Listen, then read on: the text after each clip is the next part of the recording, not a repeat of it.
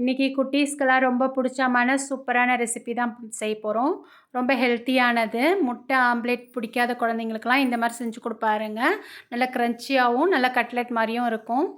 நான் இந்த ரெசிபி செய்கிறதுக்கு 2 முட்டை எடுத்திருக்கேன். இதுக்கு தேவையான அளவு ஒரு அரை ஸ்பூன் அளவுக்கு உப்பு சேர்த்துக்கோங்க. ஒரு அரை ஸ்பூன் அளவுக்கு குழம்பு மிளகாய்த்தூள் தான் சேர்த்துருக்கேன். 2 சிட்டிகை மிளகுத்தூள், மஞ்சத்தூள் ஒரு சிட்டிகை சேர்த்துக்கோங்க.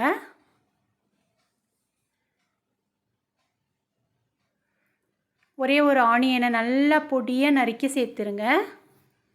ஒரே ஒரு பச்சை மிளகாயையும் நல்லா பொடியாக நறுக்கி சேர்த்துக்கோங்க. ஒரு அரை தக்காளி போதும், நல்லா குட்டியாக நறுக்கி சேர்த்துக்கணும். கொஞ்சம் கொத்தமல்லி. இது கூட இன்னும் டேஸ்ட் கொடுக்கறதுக்கு ஒரு ஸ்பூன் அளவு கடலை மாவு. இப்போ நல்லா மிக்ஸ் பண்ணி கொடுத்துருங்க.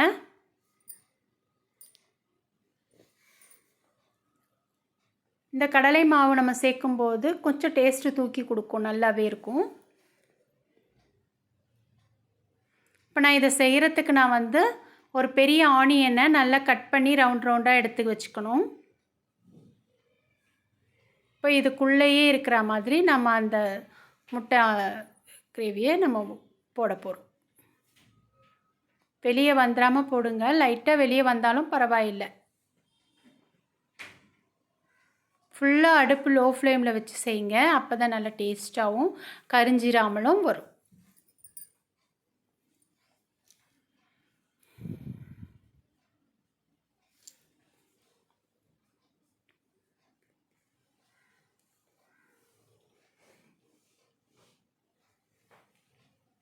இந்த வெங்காயம் முழுசாக வேகாமல் பாதி வெந்து வரும்போது நல்ல க்ரன்ச்சாக இருக்கும். வாயில் கடிப்படும் போது அது குழந்தைங்கள்லேருந்து பெரியவங்க வரைக்கும் எல்லாருக்கும் ரொம்ப விருப்பமானதாகவும் இருக்கும்.